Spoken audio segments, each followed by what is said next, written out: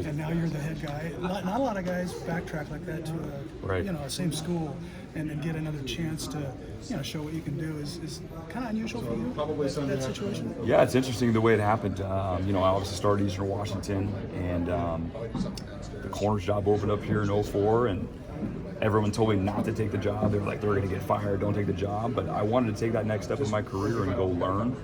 And it was an unbelievable experience, even though the season didn't go very well. I got to meet Phil Snow, Randy Hart, Chris Tormey, Keith Gilbertson. I mean, the list goes on and on and on. Coaches that have helped me to this day form what my plan is going to be, whether it's on defense or just as a leader of a football team. And you have to go through some hard things. And that was a hard season, and I've learned a lot of how to do things, but also how not to do things. And it's when we got fired, I can still remember to this day our family packing up the whole house, getting in a U-Haul, and driving to Pocatello, Idaho to go work for free at Idaho State. And so I'm always going to lean back on those experiences, and I think it's going to make me a stronger head football coach. Jimmy, the stresses that you talked about that kind of drove him away, how do you combat that from being away from the family? No, it's a great question. He's obviously he's been a head football coach for a long time, all the stresses that come along with that.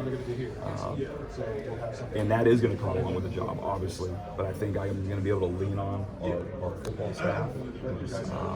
I think I've been through some hard times already in my career. And as you go back and check, we've been through some tough seasons. I can always lean back on those experiences that are going to help me. And this is a tough business. And this program is going to be tough. It's going to be unified. It's going to be competitive, and we're going to have to deal with some setbacks. But I'm looking forward to the challenge. You're known as an outstanding recruiter, and you've got a big one out there that you might need to recruit to come back in Jacob Eason. Can you talk a little bit about how that's going to go? Right. Yeah, I know we've already had some conversations, and I'm very familiar with these conversations because I've had them with Buda Baker, Sidney Jones, not Kevin King, Taylor Rapp, all these guys that, had the option to either stay or to go. And with all these guys, if it makes sense to go, then it makes sense to go. With Vita Vea, it didn't make sense to go, and he stayed. He could have left after those 3 years, and it was going to be a second-round pick. And then we laid out the plan with Coach Pete and our D-line coaches, myself, and Vita's like, you know what, I need to stay. And he stayed, and then he became a first-rounder. And so we're going to have those similar conversations with not only Jacob Eason, but some other guys on our team. And that's what we want. We want talent in this building where we need to have those conversations after 3 years, because we're looking for NFL-type players at every single position on both sides of the ball. Is Jacob ready to go? We'll see. We will see. Were you at home on Saturday when Jen called you? I was at home. I was at home watching college football, celebrating our win, just enjoying watching everybody else stress out on the other sidelines. I was clicking back through games, and then Saturday afternoon, Jen gave me the call. What game were you watching? I was flipping through. I'm pretty sure the Auburn-Alabama game was on at that time, which was obviously a back and forth and high-scoring game and a big rivalry game. Just with your family, or? You were with a lot of family. Yeah, my twin brother and his family flew up for Thanksgiving. My older brother from San Clemente flew up, and my mother. So what was the response when you have that much family surrounding you when you get that kind of news? They didn't know. They didn't know. They didn't know. I took the phone call upstairs. I only told my wife I wanted to be very respectful of Chris in this whole situation. I wanted him to make sure he got this out the way he wanted to get it out. And, I just wanted to keep it really close and not only tell my wife and that was it, and let him, have this news release when it was going to be released. And so there was definitely some looks at me like, even my oldest son, Jimmy Jr., I was kind of staring at him, knowing that I was going to be the next head football coach at Washington. And he goes, "Dad, what are you doing? What are you looking at me for like that?" I go, oh, nothing. And so they kind of knew something was going on, but they had no idea that this was the news. How long did the contract negotiations last? Yeah, it was really, so Saturday, almost 24 hours, a little above 24 hours. So Jen was very forward-thinking, and she obviously had a plan and was obviously ready to go, and it didn't take that long. Did you have to think about it at all? No question. No, not at all. This is a dream of mine, and I'm so excited to get started. You talked about the difficult conversation with Chris Peterson then when you talked to him. Is it a little bit bittersweet that to get this opportunity, you kind of lose that guy? It is. What's awesome. He's still going to be around. Yeah. That's what's so cool about this thing, and I'm sure we'll buzz by each other and on his boat and my boat in July, and he'll probably look a lot more stress-free than me. But no, it was an emotional time. He's meant a lot. He's meant a lot to me, just like he's meant a lot to a lot of players that he's coached and coaches that he's been with. He would bring in speakers and his whole Built for Life program, and us coaches are also back there scribbling on our notebooks, writing notes down. And I've used a lot of those things with my own family, and it's helped me become a better family man. It's helped me become a better person.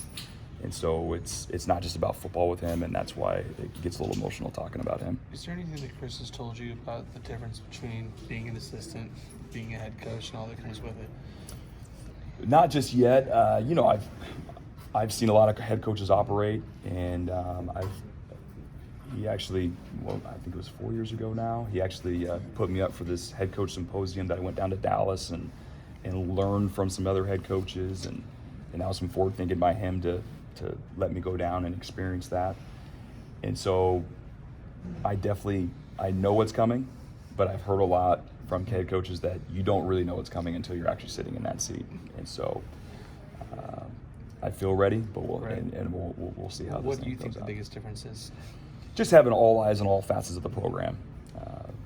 Obviously taking the next step from defensive backs, defensive coordinator, just making sure everything was sound there on the defense was one way of stepping back and seeing everything. And now it's going to be looking at everything, which I'm completely passionate about, which I've already talked about.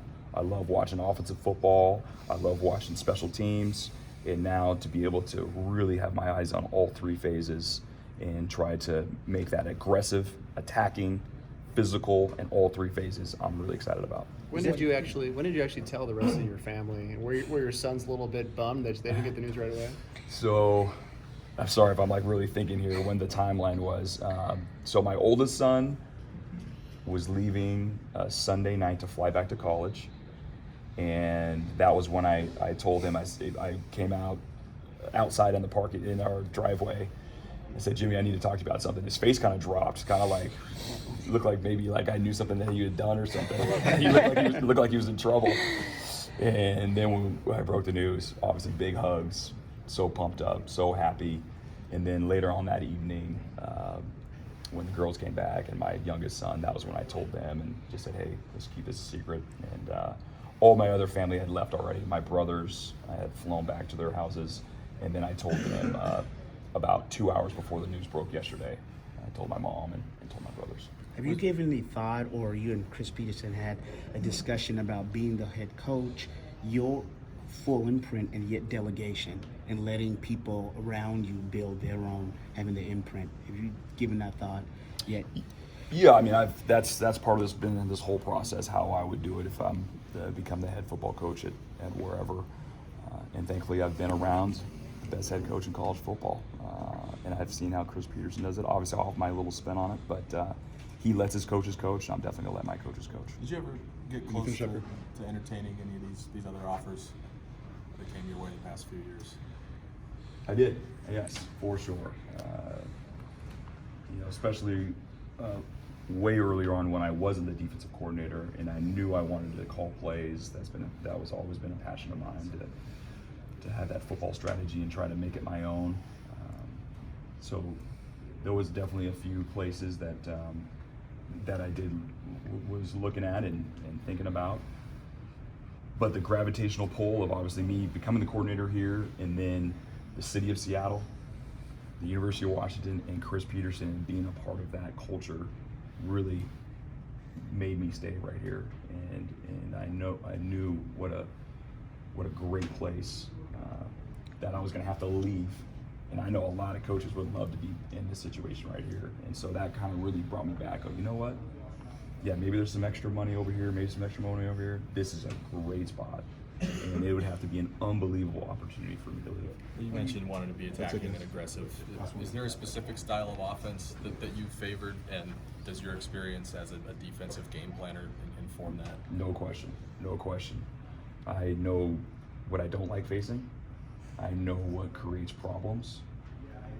I know what's easy from a defensive standpoint, and we'll continue to research what will be the best style. But I do know this: it's going to be physical, it's going to be bruising, it's going to be attacking, and it's going to be aggressive. All right. Thanks, everybody.